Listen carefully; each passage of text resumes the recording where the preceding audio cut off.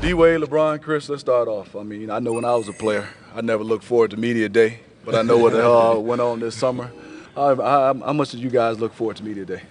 Well, I mean, it's a chance for people to get an initial report of how they feel your team's going to be, or how your summer has been, and I think everyone knows it's been a different summer for all three of us. So, I mean, do you look forward to it? I think yes, because it's one step closer to training camp. You get out to practice, you know that next day you get to rolling. So we look forward to it to that point. Well, looking at this, D-Wade, you've been here for a while. You know, a lot of fans want to know about you three, but then a lot of fans want to know about the other players, and also Coach Spo. Can you talk about his strengths and his the way is his coaching style? How will it help these other guys?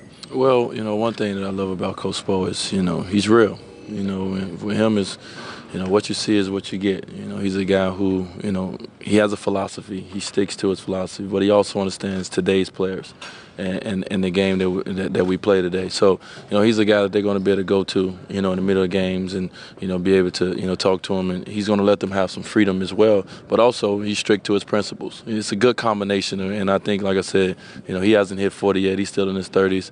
And, you know, he can relate to us as well. LeBron, you talk about being a historian, loving the game, watching teams back in the 80s and 90s. How do you envision this Miami Heat team? Do you have any comparisons that you're looking at some teams back in the day?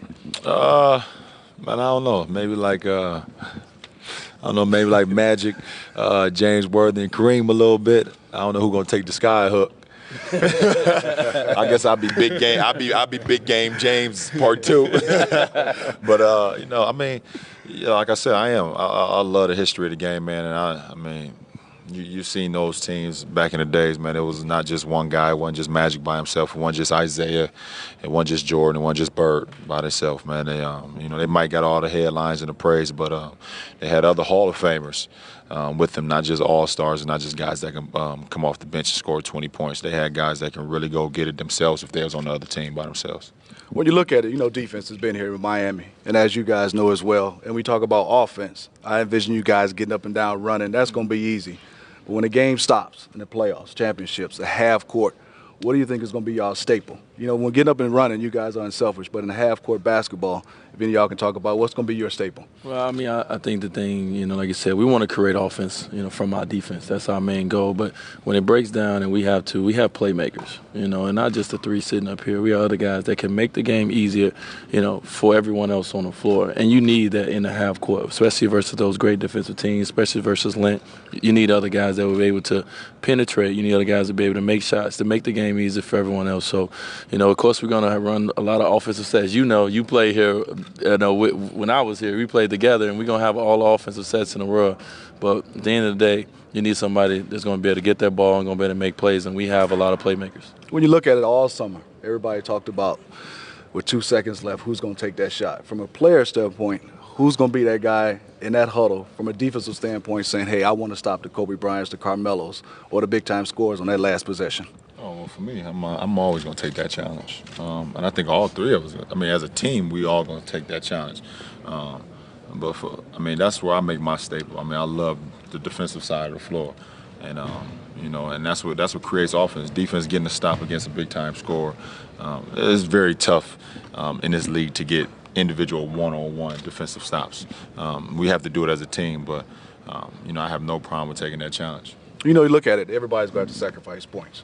But can you look at this year, Chris, saying, hey, I might lead the league in rebounding or some steals or field goal percentage? What else is going to be your staple besides scoring points? I mean, I rebound the basketball. That's what I do. You know, I've always done that, and especially with these guys here, I can look forward to more offensive rebounds because I'm not going to take as many shots as I did in Toronto. I know that's going to change for me. So being able just to move without the ball, you know, get a lot of easy buckets to help field goal percentage and a lot of offensive and defensive rebounds and just kick it to these guys to start the break.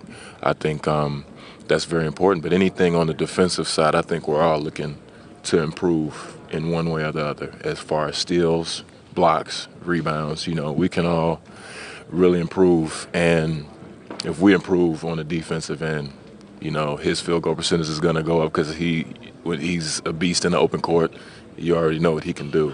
So, I mean, the outlet pass, 2 dribbles, you know, we'll be at the basket. So that's going to be our backbone is the defensive end. Now, when you look at LeBron, You know, it's 6 years you're going to be here.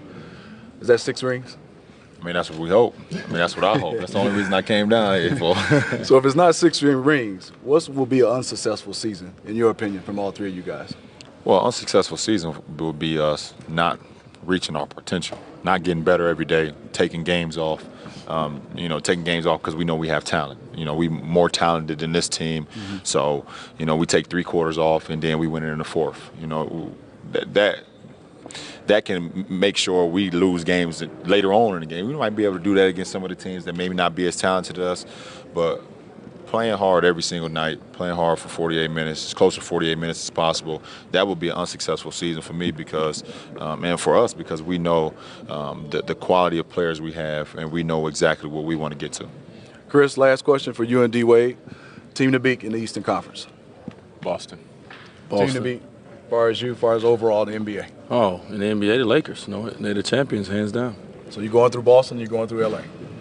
We're going through way more than them two, but you know, Boston is the Eastern Conference champs, and the Lakers is the world champions. So we have to get through them, but we got other people in front of them. Yeah, you have Orlando out there too. Thank you guys. Appreciate it.